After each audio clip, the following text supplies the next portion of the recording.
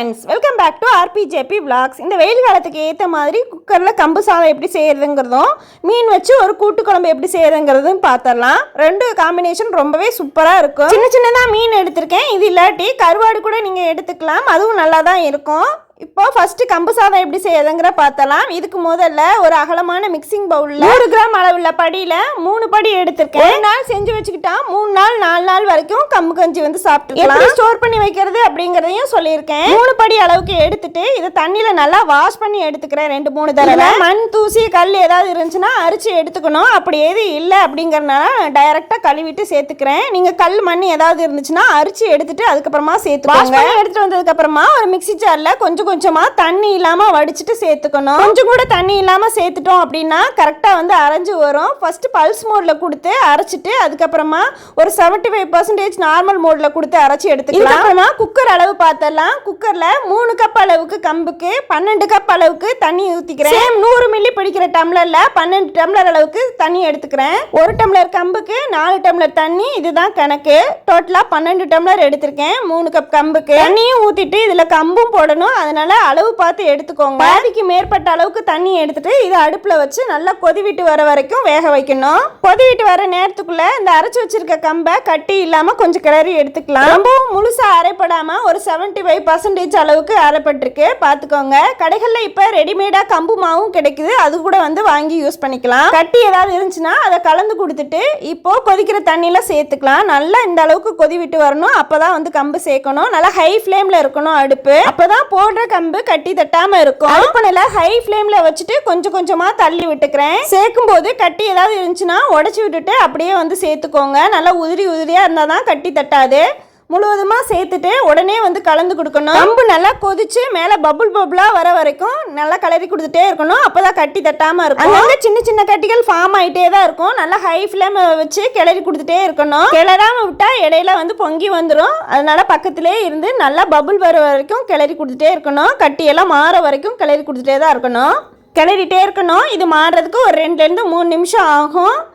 நல்லா கொதிச்சு வந்ததுக்கு அப்புறமா கம்புக்கு தேவையான அளவுக்கு உப்பு சேர்த்துக்கலாம். சாதத்துக்கு தேவையான அளவுக்கு மட்டும் சேர்த்துக்கலாம். சேர்த்துட்டு மறுபடியும் வந்து கிளறி கொடுத்துட்டே இருக்கணும். நல்லா கொதி விட்டு வர வரைக்கும் கைவிடாமல் கிளறிட்டே இருக்கணும். அடுப்பை நல்லா ஹை ஃப்ளேம்லேயே தான் வச்சு கிளறிக்கிட்டே இருக்கேன். நல்லா பபுள் வருது பாருங்கள். இந்த ஸ்டேஜ் வரைக்கும் கிளறி கொடுத்துட்டே தான் இருக்கணும். சின்ன சின்ன கட்டியெல்லாம் வந்து மாறிக்கும். அங்கங்கே மேலே பபுள் பபுளாக வர ஆரம்பிச்சிருச்சு. இந்த ஸ்டேஜில் அடிப்பிடிக்கிறதுக்கான சான்ஸ் இருக்குது. மீடியம் ஃப்ளேம்லேயே வச்சு நல்லா கிளறி கொடுத்துட்டே இருக்கணும்.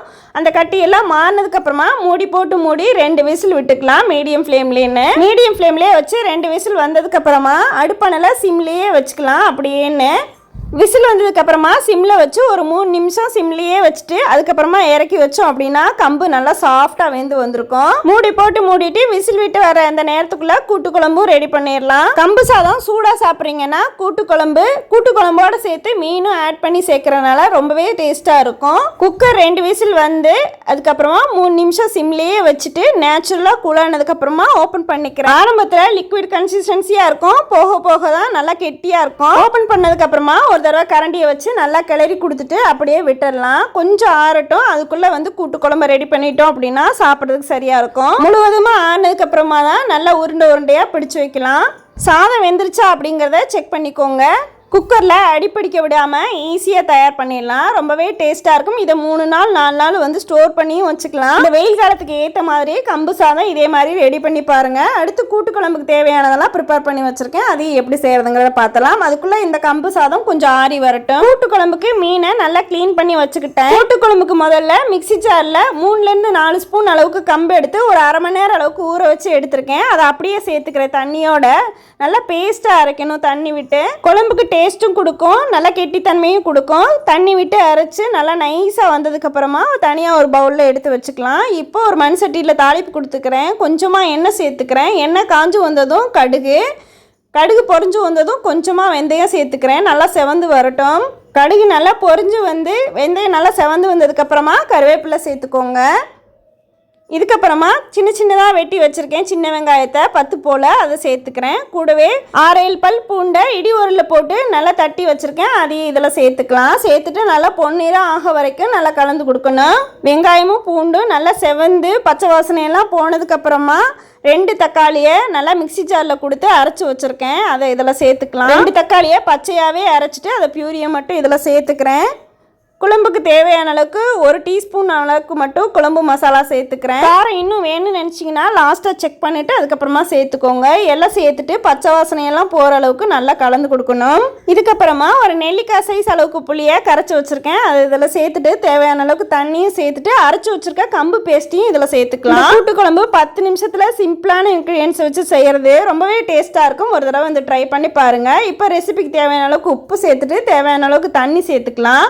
மிக்சி ஜார் அரைச்சிட்டு அதில் இருக்க தண்ணியை சேர்த்துக்கிறேன். தண்ணி அளவுக்கு சேர்த்துக்கோங்க, ரொம்ப நேரம் கொதிக்க தேவையில்லை. இதோட பச்சை வாசனையெல்லாம் போனால் மட்டும் போதும். கலந்து கொடுத்துட்டு மூடி போட்டு மூடி நல்லா பச்சை வாசனையெல்லாம் போய் நல்லா கொதிச்சு வர அளவுக்கு நல்லா வேக வைக்கணும். நல்லா கொதிச்சு வந்ததுக்கப்புறமா உப்பு காரம் வந்து செக் பண்ணிக்கோங்க. மஞ்சத்தூள் மட்டும் சேர்க்காம இருந்துச்சு, அதை லாஸ்ட்டாக சேர்த்துட்டு இப்போ ஒரு தடவை கலந்து விட்டுட்டு மூடி போட்டு மூடிக்கிறேன். 2லேருந்து 3 நிமிஷம் நல்லா கொதிச்சு வரட்டும், அப்போ தான் அந்த பச்சை வாசனையெல்லாம் போகும். மூடி போட்டு மூடினதுக்கப்புறமா மீடியம் ஃப்ளேம்லேயே வச்சோம் அப்படின்னா கொஞ்சம் நேரத்துலேயே குழம்பு நல்லா கெட்டியாக இருக்கும். இந்த குழம்புக்கு கெட்டித்தன்மையை கொடுக்குறதே இந்த கம்பு பேஸ்ட் தான், நல்லா டேஸ்ட்டாகவும் இருக்கும். கிளறி கொடுத்துட்டு இப்போ மீன் துண்டுகளை உள்ளே சேர்த்துக்கிறேன். நீங்கள் மீன் துண்டுகள் இல்லை அப்படின்னா கருவாடு சேர்த்துக்கோங்க, அதுவும் நல்லா டேஸ்ட்டாக தான் இருக்கும். மீன் சேர்க்கும்போது உடஞ்சி வரக்கூடாது அப்படிங்கிறதுக்காக கம்ப்ளீட்டாக சிம்லேயே வச்சு ஒரு மீனாக தனித்தனியாக வந்து போட்டுக்கிறேன். இதுக்கப்புறமா மூடி போட்டு மூடி 5 நிமிஷம் விட்டோம் அப்படின்னா கரெக்டாக வெந்து வந்துடும். மீன் குழம்பு வைக்கும்போது அடுத்த தடவை இதே மாதிரி ட்ரை பண்ணி பாருங்கள். கம்பு சாதத்துக்கு மட்டும் இல்லை, இட்லி தோசை சப்பாத்தின்னு எல்லாத்துக்குமே வந்து சூட் ஆகும். டேஸ்ட்டும் சூப்பராக இருக்கும். கம்மியான இன்க்ரீடியன்ஸ் வச்சு டக்குன்னு செஞ்சிடலாம். சூடாக சாப்பிட போகிறீங்க அப்படின்னா கம்பு சாதத்துக்கு இதை போட்டு சாப்பிட்டு பாருங்கள், ரொம்பவே டேஸ்ட்டாக இருக்கும். லாஸ்ட்டாக கருவேப்பிலை சேர்த்துட்டு மூடி போட்டு மூடி சிம்லேயே வச்சு ஒரு 5 நிமிஷம் கழித்து அப்படியே வந்து ஆஃப் பண்ணி விட்டுறலாம். 10 நிமிஷத்தில் மீன் கூட்டு குழம்பு ரெடி ஆகிடுச்சு, ரொம்பவே சூப்பராக இருக்கும். மூடி போட்டு மூடினதுக்கப்புறமா கம்ப்ளீட்டாக சிம்லேயே வச்சு 5 நிமிஷம் கழித்து ஓப்பன் பண்ணால் நல்லா வெந்து வந்துருக்கும். எடுத்து அப்படியே சர்வ் பண்ணலாம். இந்த மீன் குழம்பு சீக்கிரமாக கெட்டும் போகாது, அதனால் முதல் நாள் நைட்டே நீங்கள் கம்பு சாதமும் இந்த மாதிரி மீன் குழம்பு வச்சுட்டு அடுத்த நாள் சாப்பிட்டிங்கன்னா இன்னும் நல்லா டேஸ்ட்டாக இருக்கும். சூட்டோட இந்த குழம்பு வச்சு சாப்பிடும்போது ரொம்ப டேஸ்ட்டாக இருக்கும். இப்போ ஆறுனதுக்கப்புறமா இதை உருண்டையாக பிடிச்சி நல்ல தண்ணிக்குள்ளே போட்டு ஃப்ரிட்ஜில் வச்சுக்கலாம். 4 நாள் வரைக்கும் எடுத்துகிட்டு இது கூட தயிர் சின்ன வெங்காயம் எது வேணாலும் போட்டுட்டு அதுக்கப்புறமா நம்ம மிக்ஸ் பண்ணி சாப்பிட்டுக்கலாம். வெளியிலேயே வச்சுருந்தா கூட கம்பு சாதம் நல்லா புளிச்சதுக்கப்புறமா கஞ்சி குடிக்கிறதுக்கு நல்லா டேஸ்ட்டாக இருக்கும். ட்ரை பண்ணி பாருங்கள். புது வகையான மீன் குழம்பை ட்ரை பண்ணி பார்த்துட்டு இந்த காம்பினேஷன் எப்படி இருந்துச்சுன்னு எனக்கு கமெண்ட்டில் சொல்லுங்கள். இந்த வீடியோ பிடிச்சிருச்சுன்னா லைக் பண்ணிவிட்டு உங்கள் ஃப்ரெண்ட்ஸ்க்கெல்லாம் வந்து ஷேர் பண்ணி விடுங்க. அடுத்தடுத்த வீடியோஸ்க்கு இன்னும் நம்ம சேனலை சப்ஸ்கிரைப் பண்ணலைன்னா சப்ஸ்கிரைப் பண்ணி வச்சுக்கோங்க. ஃபேஸ்புக் இன்ஸ்டாகிராம்லேயும் நம்ம சேனல் RPJP Vlogsஸை ஃபாலோ பண்ண மறக்காதீங்க. தேங்க்யூ ஃபார் வாட்சிங் திஸ் வீடியோ.